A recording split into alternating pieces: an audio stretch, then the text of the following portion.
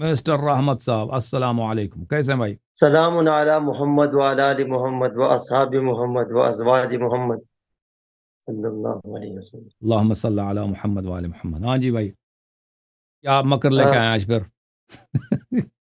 سوچ کے آئے ہیں کوئی مکر بنا کے لمبی چوڑی سی؟ وہ سامنے آ جاؤ نا، موبائل کی چارجنگ کیمرے کے سامنے آ جاؤ نا، کیمرے کے سامنے آؤ۔ ہاں ہاں موبائل کی ہاں، چارجنگ تھوڑی کم ہوگی، کافی دیر سے انتظار کر رہے تھے، اس چارج وجہ سے شروع ابھی سے آپ چارج کا نکلے کم گا۔ ہے، چارج پیچھے سے آپ کا کم ہے جی۔ اچھا جی، دو آیتوں پہ گفتگو کرنی ہے۔ ایک تو آیت تطہیر آپ نے لاسٹ میں پڑھی تھی، اور نمبر دو سورہ توبہ کی نمبر آیت 40 ہے، جس پہ آپ پہلے گفتگو فرما رہے تھے، اس پہ چارج انشاءاللہ آپ آپ سے کا بات۔ کم ہے نا، تو ایک انتخاب کرو نا بھائی، اس میں کیا چارج ہے نہیں کہتے ہو ابھی سے؟ ابھی چارجنگ لگائی ہے، اچھا چارجنگ لگائی ہے، تو کیوں کہہ رہے ہو چارج کم ہے؟ یعنی چارج کم تھا، اس وجہ سے تھوڑا سا جگہ صحیح نہیں ہے، میں کھڑے ہو کے بات کر رہا ہوں آپ سے۔ اچھی بات۔ جی، تو آپ سے میں نے سوال کہ دیکھیں، آپ اس دور میں وہ اعتراضات اور وہ سوالات اٹھا رہے ہیں جو خارجی حضرت علی رضی اللہ تعالی عنہ پہ اعتراض اور سوالات اٹھاتے تھے۔ تو خوارج تو آپ آپ کے نے راوی کہا ہیں، آپ نے خارجی تو آپ کہا اکرمہ کہ اکرمہ حضرت آپ کا علی چہیتا رضی راوی ہے اللہ تعالیٰ بخاری میں۔ عنہ آپ کی کتب میں بھی آپ کی کتب میں بھی جو خارجیوں نے سوال اٹھائے، اعتراضات آپ لوگوں نے جواب دیا ہے۔ تو آپ نے ایک سوال اٹھایا کہ حضرت علی رضی اللہ عنہ پر وہ اعتراض کرتا ہے، حالانکہ میں نے اعتراض نہیں کیا، میں نے الزامی سوال آپ سے کیا تھا، اعتراض نہیں۔ ہم اعتراض نہیں کر سکتے حضرت علی المرتضیٰ پر، لیکن آپ لوگوں کے ضد میں آ کر آپ لوگ جو شیخین پر اعتراض کرتے ہیں، پھر ہمارا بھی حق بنتا ہے کہ جب حضرت ابو بکر صدیق پر عمر پر اعتراض کریں گے تو ان کے ضد میں حضرت علی بھی آئیں گے، تو حضرت علی محفوظ نہیں رہیں گے۔ تو اس لیے جب حضرت علی محفوظ نہیں رہیں گے تو پھر کائنات میں تو کوئی بھی مسلمان نہیں، کوئی بھی ایمان والا نہیں۔ تو چلو بہرحال دوسری اس بات پہ آتے ہیں۔ آیت تطہیر او آپ بھائی، نے اگر ابو بکر عمر نے آواز اٹھائی ہے نا، بلند کیا ہے سورہ حجرات میں، اللہ نے سورہ حجرات نازل کیا، تو اس میں حضرت امیر المومنین علیہ السلام کا کیا قصور ہے؟ اگر اب بھی آپ جنگ کے خیبر میں ابو بکر عمر بھاگ کے آ گئے تھے، امیر المومنین علیہ السلام نہیں بھاگے، جنگ قلعہ خیبر فتح کیا، ٹھیک ہے سورہ نا؟ حجرات والی آیت آپ اگر سمجھے نہیں ہے نا۔ حدیبیہ میں عمر نے کہا کہ مجھے رسول صلی اللہ علیہ وسلم پہ شک ہے، امیر المومنین علیہ السلام نے کہا مجھے یقین ہے، تو اس میں ان کا کیا قصور ہے بھائی؟ ٹھیک ہے نا؟ اگر ابو بکر عمر کی خلافت کی کوئی دلیل ہے ہی نہیں، رسول اللہ صلی اللہ علیہ وسلم نے علی علیہ السلام کے متعلق فرمایا انت منی بمنزلت ہارون من موسیٰ انت خلیفتی فی کل مؤمن من بعدی علی ولی کل مؤمن من بعدی، یہ سب صحیح اسانید کے ساتھ آپ کی کتب میں موجود ہے، تو دونوں کا قیاس نہیں کر سکتے نا بھائی، ہیں بھائی؟ دیکھیں آپ نے ابھی تیسری آیت بھی چھیڑ دی نا، تو دیکھیں اس آیت جو سورہ حجرات والی آیت ہے وہ آپ سمجھے نہیں، تو آپ تو پھر وہاں پہ ہیں کہ اگر آپ آواز بلند کرے رسول اللہ صلی اللہ علیہ وسلم کہ آواز سے اپنی آواز بلند کرے، اونچی آواز نہ کریں، تو یہ تو ان کو حکم آ گیا۔ دیکھیں جس طرح حکم آ تمام گیا نا، انبیاء کرام کا ہم بھی اللہ نے کہتے ذکر ہیں کیا، حکم آ گیا۔ 18 پیغمبروں کا، 18 نبیوں کا اللہ نے ذکر کیا، لیکن انہوں نے شرک کیا تو نہیں تھا نا۔ شرک کریں گے تو آپ کے اعمال ضائع ہو جائیں گے، شرک انبیاء نے تو نہیں کیا تھا۔ تو اب جو اس پہ شرک کیا کرے گا، حد دیں گے کہ انبیاء نے شرک کر لیے؟ جنہوں نے آواز بلند کی ہے ان کے اللہ نے کہہ دیا کہ ان کے میں حفظ کروں گا نا۔ ابو بکر عمر نے آواز بلند کیا تھا نا۔ اگر حفظ انبیاء بھی کرو، شرک کرتے ہیں حفظ نا، کیا انبیاء تو نہیں ہے نا۔ معصوم ہیں، انبیاء تو شرک نہیں کرتے نا۔ دیکھیں اعمال حفظ کیا تو نہیں نا، حکم یہ ہے کہ جنہوں نے آواز بلند کی ان کے اعمال حفظ کروں گا، آئندہ آواز نہیں بلند کرنی، مومنوں کو یہ حکم آیا ہے۔ نہیں، یہ نہیں بولا کہ کروں گا، انہوں نے اللہ تعالیٰ نے یہ فرمایا کہ آواز بلند نہ کرو تاکہ تمہارے اعمال حبط نہ ہو، یہ نص الفاظ قرآن کی ہاں ہیں۔ آواز بلند نہ لا کرتا کہ ترفعوا تو پھر اصواتکم لا ترفعوا اس کے اصواتکم بعد ان آپ بتائیں، تحبط اعمالکم، لا اس ترفعوا کے بعد اصواتکم ان بتائیں نا تحبط۔ کہ یہ آؤ آیت بھائی نازل ہوئی۔ سن لو نا بھائی، سن لو نا بھائی، تحبط کوئی اعمالکم، ایک تو آواز سوال تو بلند نہ کرنے کرو دیں، اس پہ کہ سوال تو تمہارے کرنے دیں۔ اعمال حبط ہو جائیں گے۔ اس کا پتہ چلا کہ جس نے آواز بلند کی ہے اس کے اعمال حبط ہو گئے نا، نہیں یہ نہیں پتہ چل، دیکھیں نا آپ مطلب غلط پتہ لے رہے ہو۔ چل جاتا۔ وہاں پہ حکم ابو یہ ہے کہ بکر، آواز آپ مجھے بلند نہیں بتائیں، کرنی یہ ہے۔ سنہ 9 ہجری کا واقعہ ہے نا، وہ وفود سنہ 9 ہجری کا واقعہ ہے۔ رسول صلی اللہ علیہ وسلم کے وفات سے کچھ پہلے کا واقعہ ہے، ٹھیک ہے کہ نہیں؟ ہے کہ نہیں صحیح بھائی؟ ہے، ٹھیک ہے. ابھی دیکھیں سنہ 9 ہجری کو ان کو نہیں پتا تھا رسول پاک صلی اللہ علیہ وسلم کی حرمت ہے، احترامی نہیں کرنی، گستاخی حرام ہے. ان کو ابو بکر عمر کو نہیں پتا تھا. ہمارے نزدیک تو ابوبکر عمر نہیں تھے، ایک اور صحابی تھے، ان کی آواز قدرتی اونچی تھی. اچھا، یہ بخاری نے پھر جھوٹ لکھا. بخاری میں کوئی ساری باتیں تو صحیح نہیں ہے کہ بخاری نے جھوٹ لکھے. اچھا، بخاری میں جھوٹیا ہاں، حدیث ہیں، آپ کا موقف یہ ہے؟ جھوٹی حدیث نہیں، جھوٹی حدیث بات نہیں کر رہا ہوں. آپ جو کہہ رہے ہو بخاری میں جو کہ لکھا ہے، ابوبکر عمر ہے، بخاری اور مسلم ہم نے کہہ دونوں رہے میں ہیں جو وہ لکھا ہے، دیکھیں کہ یہ صحابی جو تھے، ان کی آواز. آیات نازل ہوئی ہیں ابو بکر عمر نے آواز بلند کی ہے تو نازل ہوئی ہے نا. سر آپ بات سمجھے نا، آپ پہلے بات سمجھیں. دیکھیں جہاں پہ یوں ہے کہ آواز اونچی نہیں کرنا ورنہ آپ کے عمل ضائع ہوں گے. آپ یہ بتائیں کہ قرآن کی آیات جب اتری اس کے بعد ابو بکر عمر نے آپ مجھے آواز سوال اونچی کا کی، جواب دینا نا، بات یہ حاصل سنہ کریں. 9 کا واقعہ ہے. میں نے آپ سے سوال کیا، آپ نے میرے سوال کو جواب نہیں دیا. سنہ 9 ہجری میں ابو بکر عمر کو پتہ تھا یا پتہ نہیں تھا کہ رسول اللہ صلی اللہ علیہ وسلم کی گستاخی کفر ہے؟ نہیں دیکھیں آپ، دیکھ میں جو سوال کر رہا ہوں آپ میرے اس سوال کا دیں. جواب دینا. نہیں، میرے سوال کا جواب دینا. میں دے رہا ہوں نا، آپ کیا میرے سوال کا جواب دیں گے پھر آپ سوال اٹھائیں نا. میرے سوال میں وہی آپ سوال، اس آپ کے طرح سوال کا ثابت جواب ہے نا، آپ کے سوال کا جواب اسی سے پتہ چل جائے گا نا.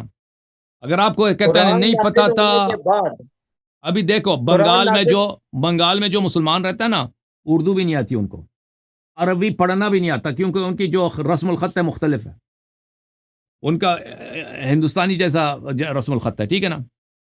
وہ سر ادھر دیکھیں کسی آپ میرا سوال سمجھ گئے، اس بنگال لیے کے اب آپ جنگل جواب میں نہیں رہتے دیں ہیں گے. مسلمان ہیں، لیکن ان کو پتہ ہے کہ رسول اللہ صلی اللہ علیہ وسلم کی گستاخی نہیں کر سکتے. ان کا ادب جتنا کریں گے کم ہے. ان کو یہ پتہ ہے، نہ لکھنا آتا ہے، نہ پڑھنا آتا ہے، نہ قرآن پڑھنا آتا ہے، اور وہ جنگلوں میں رہتے ہیں، ٹھیک ہے. ان کو لیکن یہ اتنا پتہ ہے، کیونکہ جس نبی کا ہم نے کلمہ پڑھ لیا، اس کے ادب، اس کا احترام کرنا، یہ تو ہر چیز سے زیادہ اہم ہے. تو آپ سے سوال ایک مرتبہ پھر یہ ہے کہ سنہ 9 ہجری کو ابو بکر عمر کو پتہ سر تھا پہلے کہ میرا رسول سوال کا پاک، جواب دینا. تو بس سر پہلے سوال کا میرا جواب آپ کا سوال یہ ہے. ہے. اچھا، تو پھر اس سوال کا جواب یہ ہے میرے بھائی، سن لو اچھی طرح. ابو بکر نہیں عمر کو نہیں، میرا پتہ سوال ہے، آپ نے دیا ہے. سن لو، ابو بکر آپ عمر کو سوال پتہ، پہلے پورے سنیں پھر جواب دے دیں. دیکھیں سوال کہتے ہیں سنیں کہ پورا صحیح ہے. اس کے بعد ان کو ہوا یا نہیں ہوا نا، وہ یہ کہہ رہا ہے نا. سن لو نا بھائی. میں یہ کہہ رہا ہوں کہ یہ ہاں، قرآن کا حکم نازل ہوا اور اس کے بعد ابو بکر عمر نے آواز اونچی بھائی کی سن لو اور نا پھر بھائی، سن لو پھر، ٹھیک ہے نا. پھر سنہ 9 ہجری کو ابو بکر عمر کو پتہ ہے یہ، کیونکہ یہ بدیہی بات ہے. جیسے آپ کو پتہ ہے کہ یہ سورج ہے، ابو بکر عمر کو ضرور پتہ ہے کہ رسول پاک صلی اللہ علیہ وسلم کا احترام واجب ہے. یہ کیسے مسلمان ہے کہ پیغمبر کے کچھ مہینے وفات سے کچھ مہینے ان کو پتہ ہی نہیں ہے کہ پیغمبر کا احترام بھی ہوتا ہے، ان کی عزت بھی کرنی ہوتی ہے. یہ تو آپ نے اعتراف نہیں کیا، لیکن لوگوں کو پتہ ہے کہ رسول صلی اللہ علیہ وسلم کا احترام واجب ہے. اس سے پہلے بھی آیت نازل ہے نا، وَتُوَقِّرُوهُ وَتُعَزِّرُوهُ وَتُسَبِّحُوهُ بُكْرَةً وَأَصِيلًا، کہ رسول اللہ صلی اللہ علیہ وسلم کی توقیر اور تعظیم جو ہے یہ واجب ہے، ان کی تعظیم کرنا واجب ہے. اور پہلی بات یہ پتہ تھا ان کو. دوسری بات یہ ان کو پتہ تھا کہ کسی بزرگ شخص کے سامنے جھگڑا کرنا، بلند آواز میں بات کرنا، یہ بے ادبی ہے، یہ بھی بدیہی ہے. یہ نہیں کہنا کہ ان کو پتہ نہیں تھا. جی ابھی آپ کے پاکستان میں جو لوگ ابھی کبھی قرآن نہیں پڑھتے، کبھی سنت نہیں پڑھتے، اگر ان کی ملاقات ہو جائے کسی گورنر سے، ٹھیک ہے نا، گاؤں کے لوگ یا کسی سینیٹر سے، اس کے سامنے آواز بلند کریں، نہیں نہیں نہیں، وہ بالکل وہ جنگلی دیہاتی لوگ ہیں، بالکل بیچارے ان پڑھ لوگ ہیں. لیکن اگر کسی سینیٹر کو دیکھیں، کسی گورنر کو دیکھیں، کسی وزیر اعلیٰ کو دیکھیں، چیف منسٹر کو دیکھیں، اس کے سامنے آواز دھیمی، اس کے سامنے جھگڑا نہیں کریں گے ایک دوسرے سے، کیونکہ یہ پتہ، یہ بدیہی چیز ہے انسان کی فطرت میں. تو ابو بکر عمر کو آپ یہ نہیں کہتے ان کو پتہ نہیں تھا، آیت کے بعد انہوں نے آواز بلند نہیں کیا، آیت سے پہلے بھی ان کو پتہ تھا. دونوں چیزیں پتہ ہیں اس کو، کہ رسول صلی اللہ علیہ وسلم کی عزت کرنا، رسول صلی اللہ علیہ وسلم کے سامنے آواز بلند کرنا بے ادبی ہے. اس کے باوجود انہوں نے آواز بلند کیا، تو پتہ چلا کہ پیغمبر کو پیغمبر نہیں مانتے نا. اگر یہ رسول صلی اللہ علیہ وسلم کو نبی مانتے تو عزت ضرور کرتے. نبی کی عزت وہ نہیں کرتا جو نبی کو نبی نہیں مانتا. اگر مانتے تو خود بخود تواضع کرتے. تو اسی لیے اللہ تعالیٰ نے فرمایا کہ کفر کی نشانی کیا ہے، کفر کیا، حبط عمل ہے. انہوں نے جو آواز بلند کرے گا اس کے عمل حبط ہو. انہوں نے آواز بلند کیا تو عمل حبط ہو گیا بھائی، عمل حبط ہو گیا. ٹھیک ہے، ختم بات.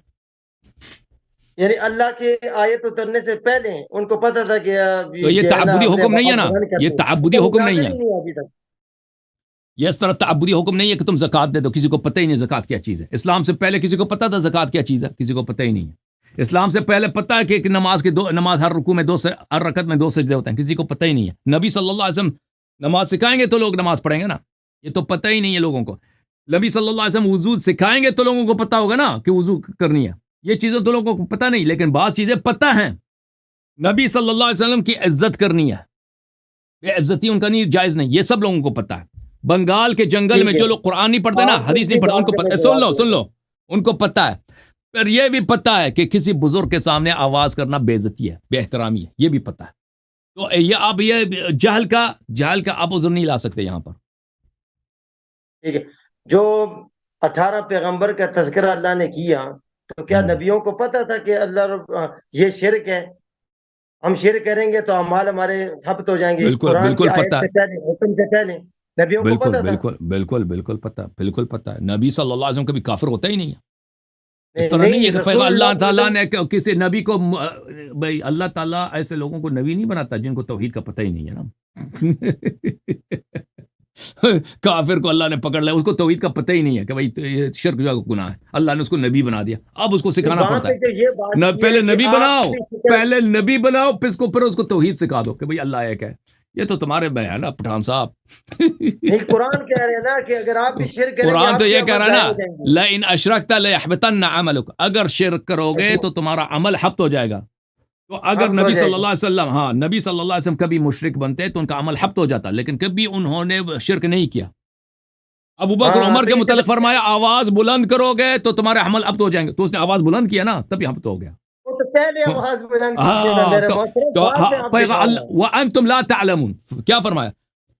لا ترفعوا اصواتكم فوق صوت النبي صلی اللہ علیہ وآلہ وسلم ولا تجهروا له بالقول كجهر بعضكم لبعض ان تحبط اعمالكم وانتم لا تشعرون.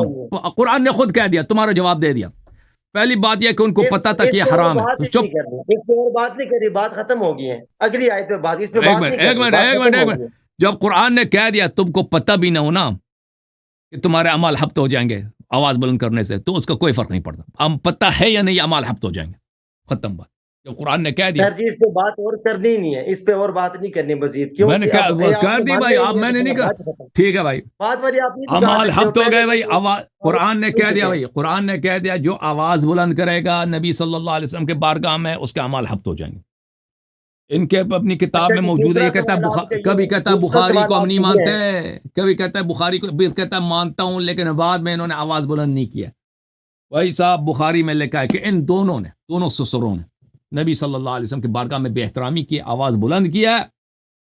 آواز بلند کرنے کا نتیجہ کیا ہے؟ اس کا عقاب کیا ہے؟ حبط عمل ہے. چاہے پتہ نہ بھی ہو تو عمل حبط ہو گیا نا بھائی. اچھا چلیں ٹھیک ہے وہ تو ٹھیک، عمل حبط ہو. چلے ٹھیک ہے، عمل حبط ہو گیا بھائی. شیخین کا عمل ہی نہیں ہے بھائی. جی بالکل صحیح ہے وہ صحیح. شیخین چلے گئے گرم علاقے میں پہنچونے والا، وہ بات ختم ہو گئی ہے. اگلا سوال یہ ہے، آپ نے دیکھیں اِلَّا تَنْصُرُوهُ فَقَدْ نَصَرَهُ اللَّهُ، جو آیت آپ پڑھتے ہو، اس کا کریں ترجمہ ذرا. تم ترجمہ کرو. نہیں آپ کریں نا. اگر آپ اس کی مدد نہیں کرتے تو اللہ نے اس کی مدد کیا. کس کو کہا جا رہا ہے کہ اگر آپ اس کی مدد نہ کریں؟ اس کو کہا جاتا ہے صحابہ سے خطاب ہے. یہ صحابہ سے مراد کون ہے؟ صحابہ سے مراد کون ہے؟ وہی جو جنہوں نے شہادتین پڑھی ہے، جنہوں نے شہادتین پڑھی ہے. ٹھیک ہے، کہتا ہے مسلمانوں میں مخاطب کون ہے وہ لوگ؟ آپ کیا سمجھتے ہیں؟ صحابہ جو مدینے والے تھے، جو غزوہ تبوک میں رسول پاک صلی اللہ علیہ وسلم کی نافرمانی کر رہے تھے. کہتا ہے ہم نہیں جائیں گے جنگ کے لیے، جانا ہی نہیں ہم نے، آپ چلے جائیں، موسم گرم ہے، ہم نہیں جا سکتے، آپ چلے جائیں، خود چلے جائیں. دیکھیں یہاں پہ کہتے ہیں ہمارے کیوں ڈسٹرب کر رہے ہو ہمیں وہ اتنی دور، آپ چلے جانا، آپ لڑیں ادھر، ہم نے کہاں جانا ہے تبوک. ابھی صحیح ہے. دیکھیں آپ نے کہا، دیکھیں اللہ نے کہا کہ اگر آپ میرے نبی کی مدد نہیں کریں گے تو اس دن کو یاد کر لیں جب لوگ اسے مکہ سے نکال رہے تھے کافر، میں نے ان کی مدد کی. اور دو تھے، دو میں سے ایک جو ہے نا وہ فکر کر رہا تھا کہ لا تحزن، اور حزن آتا ہے دوسرے کے بارے، حزن غم کے بارے میں نہیں. ایک منٹ صبر کریں. حسن تو اللہ نے ابو بکر بھی ساتھ تھا، مسلمان تھا، تو ابو بکر کی نصرت نہیں کی نا. دیکھیں نا، حسن حسن وہ نہیں ہوتا ہے کہ موت کے بعد بندہ غم کرے، نہیں، حسن آتا ہے دوسرے کا فکر کرنا.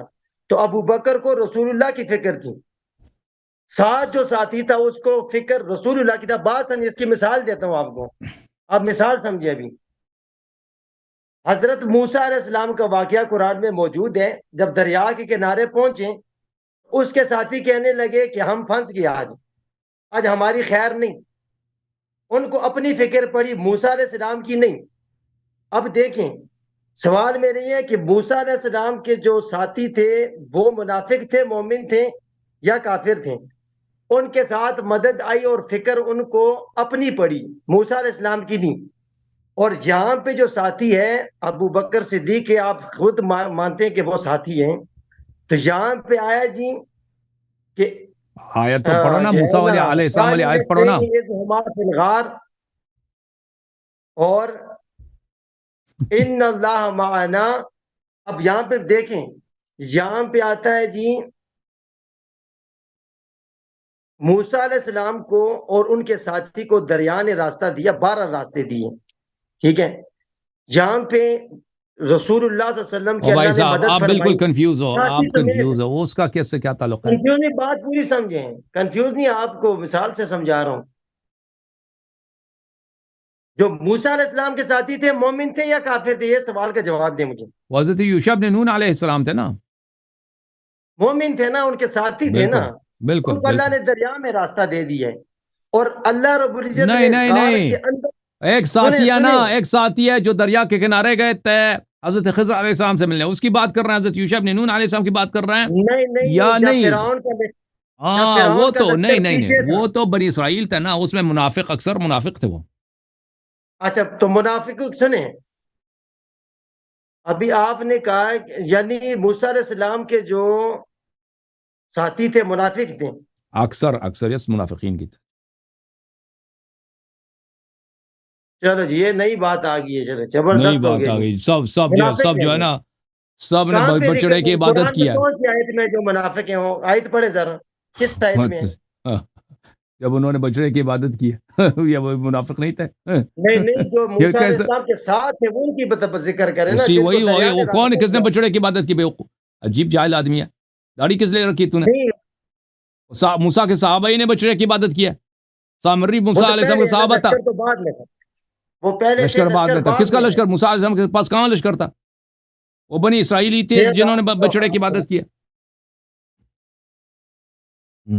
اچھا، میں جو اس پہ آپ کو اپنا استدلال پیش کر رہا ہوں وہ سمجھے. بھی جہاں پہ وہاں پہ مدد ہوئی نا، سنیں نا، وہاں پہ مدد ہوئی منافقین کے ساتھ ہوں، دریا نے راستہ دیا. مدد کیا ہوئی ہے بھائی کہ حضرت موسیٰ علیہ السلام نے بنی اسرائیل کو فرعون سے نجات دلا رہے تھے نا، تو انہوں نے کہا، انہوں نے راستہ کھول دیا ان کے لیے دریا میں.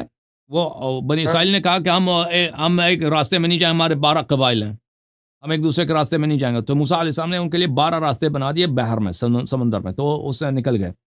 تو یہ بنی اسرائیل کا، یہ موسیٰ علیہ السلام کی جو ہے نا، موسیٰ علیہ السلام کا اعجاز تھا، کرامت تھا وہاں پر، ان کو نجات دلائے فرعون سے. فرعون پیچھے سے آ رہا تھا ان کو مارنے کے لیے. مدد تو اللہ کے اختیار میں ہے نا، اللہ نے مدد نصرت فرمائی، 12 راستے بنا دیے. اب بات سمجھیں، اب یہاں پہ ہے ایک صدیق، ابو بکر صدیق ہے، اور یہاں پہ مدد رسول اللہ صلی اللہ علیہ وسلم. کہاں صدیق ہے؟ وہ صدیق نہیں ہے. بات ابھی سمجھے نا، ابھی زبردستی صدیق ہے، بات نہیں سمجھے. صدیق نہیں ہے. میں ثابت کروں بخاری سے ثابت کروں کہ صدیق نہیں ہے. سر جی مجھے بات پوری کرنے دیں. آپ دیکھیں، بات کرو. صدیق ایسے ہی صدیق بن گیا. یہاں پہ دیکھیں مدد، اگر آپ کے بقول کافر کے ساتھ منافق کے ساتھ مدد ہوئی، دریا نے راستہ دے دیا، ہم تو ان کو مومن مانتے ہیں، پتہ نہیں آپ نے آج منافق کا کہہ دیا. ٹھیک ہے جی. تو یہاں پہ ایک رسول اللہ ہے، ایک ان کا ساتھی ہے. تو ساتھ والا ہے، ساتھی نہیں ہے، ساتھ والا ہے. ساتھی نہیں ہے، ساتھ والا. ٹھیک ہے، ایک ساتھ والا پھنس گیا پیغمبر، اس کے ساتھ پھنس گئے.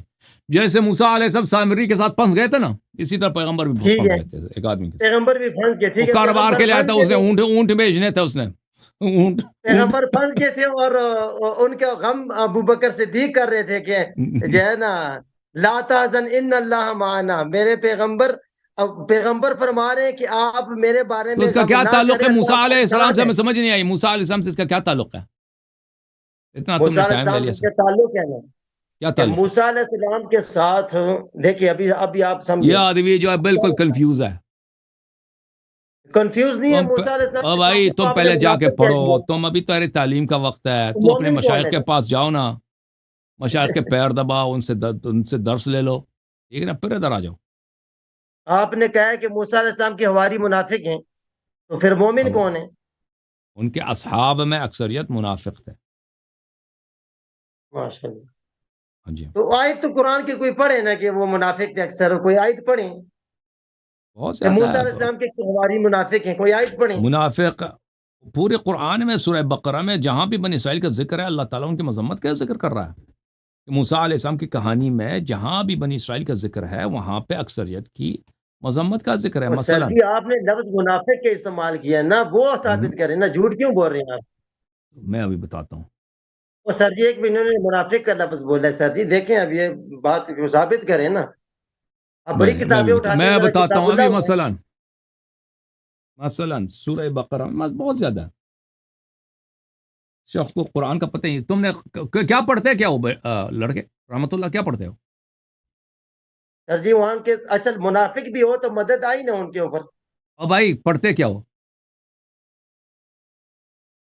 کیا کام کیا تمہارا کیا؟ کچھ نہیں داڑھی رکھا پڑھتے ہے ادھر. بس، ہم بس فری گھومتے رہتے ہیں سر جی۔ پھر ٹائم نہ لو، خدا حافظ، فری جاؤ. اچھا، بنی اسرائیل کے متعلق اس کو پتہ ہی نہیں.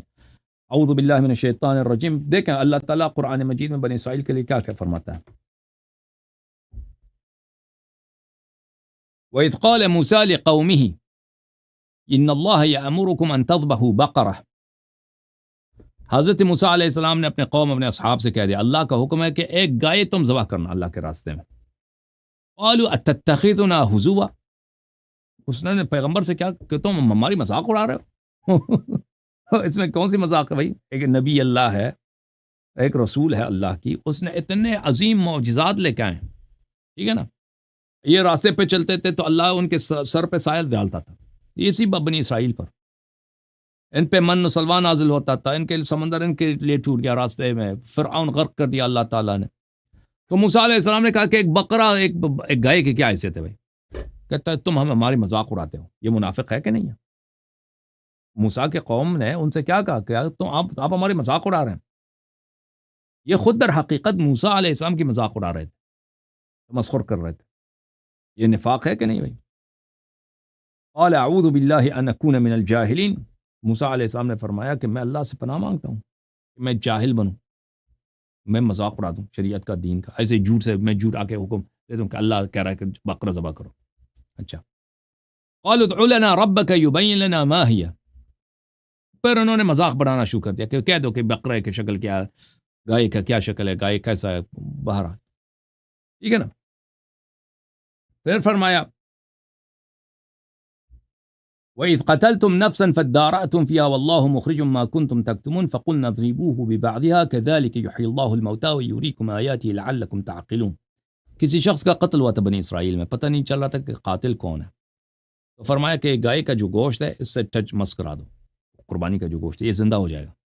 تو اللہ نے اس مردے کو زندہ کیا. ثم اچھا كذلك يحيي الله الموتى ويريكم آياته لعلكم تعقلون. وہ مقتول زندہ ہو گیا، اس نے شہادت دے دی کہ بھئی میرا قاتل کون ہے وغیرہ وغیرہ. اچھا، ثم قست قلوبكم من بعد ذلك فهي كالحجارة او اشد قسوة. یہ خطاب کس سے ہے؟ موسیٰ علیہ السلام کے اصحاب سے ہے. آپ نے یہ سب معجزات دیکھ کر تمہارا دل پتھر سے بھی زیادہ سخت ہے، تم ایمان نہیں لاتے، تم ایمان نہیں لاتے.